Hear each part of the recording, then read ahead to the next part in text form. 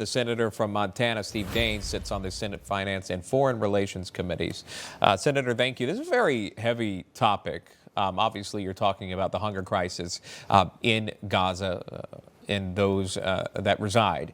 But what do you make of this move altogether with the UK, with Britain, with France, and now with Canada stepping up to recognize Palestinian statehood? What are your thoughts on that? Well, first of all, I thank God for President Trump's moral clarity in this terrible situation. Let's not forget, why are we here at this moment? This started on October 7th when Hamas launched the barbaric attack, a terror attack on Israel. It was a barbaric attack, innocent Israelis slaughtered. Why isn't Canada, the UK, France calling first and foremost for the release of these innocent hostages? That is step one. Step two is calling for a ceasefire to stop Hamas from blocking the food aid, because that is the problem. The problem is not Israel. The problem is Hamas. They began this terrible conflict via a terror attack.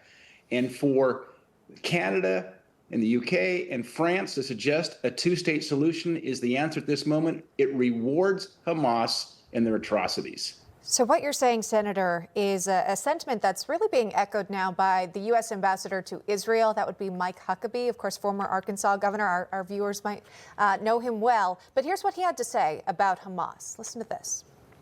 And the reason that Hamas pulled away from all discussions is because they're watching the Europeans patting them on the back and giving them power and influence. That is not helpful, and it needs to stop. And the world needs to stand with Israel and say to Hamas, you're finished. That's what the president has said. Yeah.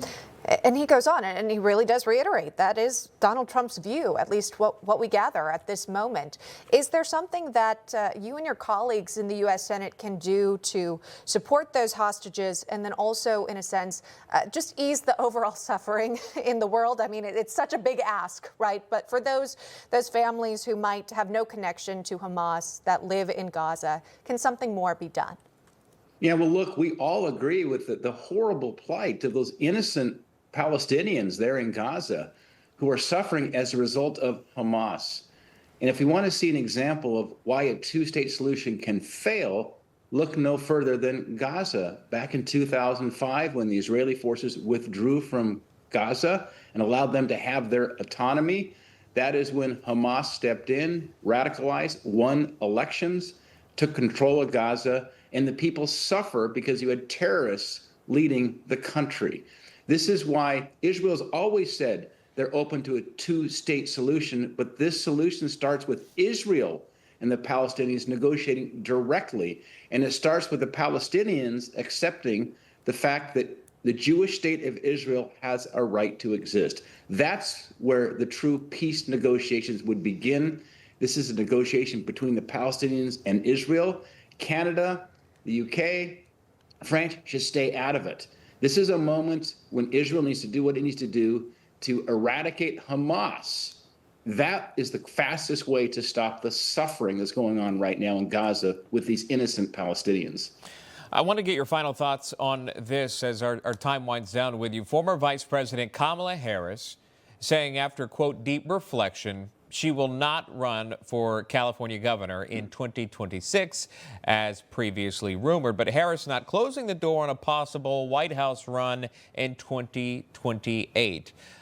Your reaction here on Harris's decision to not run for governor of California? And do you believe maybe she has higher aspirations yet again, Senator? Well, I wasn't sure that Kamala Harris has a capacity to have a deep reflection, but so be it. I mean, thank God she's not running for governor of California. But if she decides to run for president of the United States, I'd say bring it on. I think she would be a very weak candidate. The American people saw through who she is, her radical views, combined with, frankly, her shallow processing of facts and information. So if she decides to run for president in 28, I think that'd be a wonderful thing, because we would soundly beat her with one of our great candidates. Information. Truth is freedom. is Newsmax. It's real news for real people.